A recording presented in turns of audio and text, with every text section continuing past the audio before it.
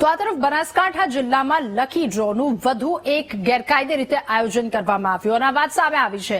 લાખણીના ધાણા ગામમાં રાત્રિ દરમિયાન કાર્યક્રમ યોજાયો હતો। આગલાથા પોલીસે ઘટના સ્થળે પહોંચતા જ આયોજકો ત્યાંથી ફરાર થઈ ગયા। આયોજન પહેલા જ પોલીસ દ્વારા કાર્યવાહીથી આયોજકો ફફડ્યા અને ત્યાંથી ભાગ્યા। આ પહેલા રાજસ્થાનની સાંચોર પોલીસે પણ અહીંયા રેડ પાડી હતી। જોકે કાર્યક્રમ પડતો મૂકી અને આયોજકોને ત્યાંથી ભાગવું પડ્યું।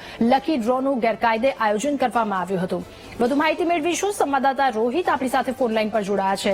રોહિત, ગેરકાયદે લકી ડ્રોનું આયોજન કરવામાં આવ્યું હતું, શું અપડેટ આ મામલે?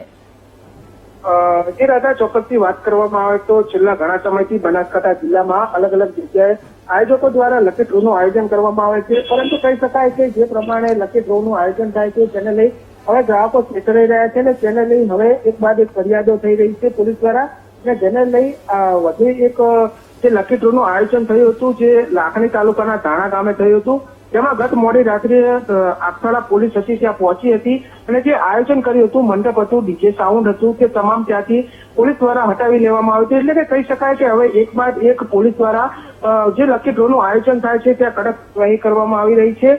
ત્યારે હાલ તો જે લોકો, જે ગ્રાહકો છે તે પણ હવે માંગ કરી રહ્યા છે કે જે લકી ડ્રોના આયોજકો છે તેમની સામે કડકમાં કડક કાર્યવાહી કરવામાં આવે તો જ આવનારા સમયમાં જે લકી ડ્રો થાય છે તે બંધ થશે।